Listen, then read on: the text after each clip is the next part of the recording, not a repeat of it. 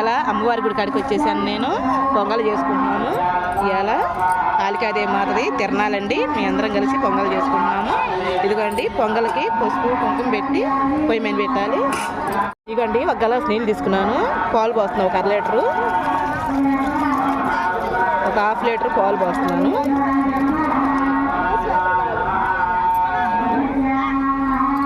పసుపు కుంకుమ ఎడ వేసుకుంటారండి.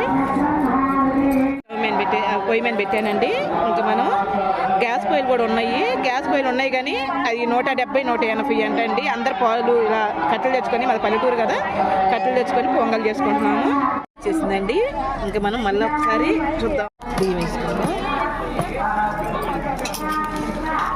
పొంగల్ రాగానే బియ్యం వేసుకోవాలి.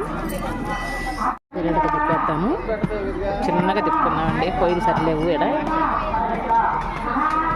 ఓకే, ఇంటికాడ నలగొట్టుకొని వచ్చేసానండి.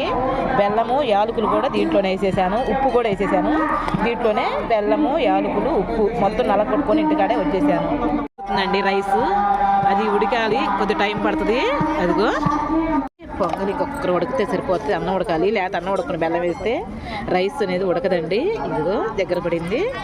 ఇంకా మనం అంతలోకి జీడిపప్పు పక్కన పెట్టుకున్నాము. నిప్పులు పక్కన తీసానండి. జీడిపప్పు పెడుతున్నాను దీని మీద. మనం బెల్లం వేసేసుకుందాం.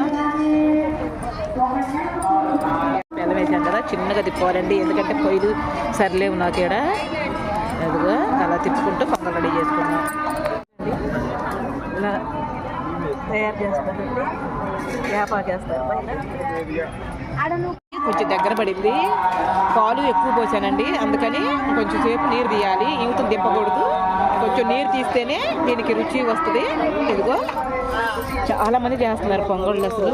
ఎందుకండి పెట్టేసానండి పొంగలు. సిమ్లో నీరు తీయాలని చెప్పి అన్నారు. అదిగో దాంట్లోకి జీడిపప్పు నెయ్యండి వేసి పెట్టుకున్నాను.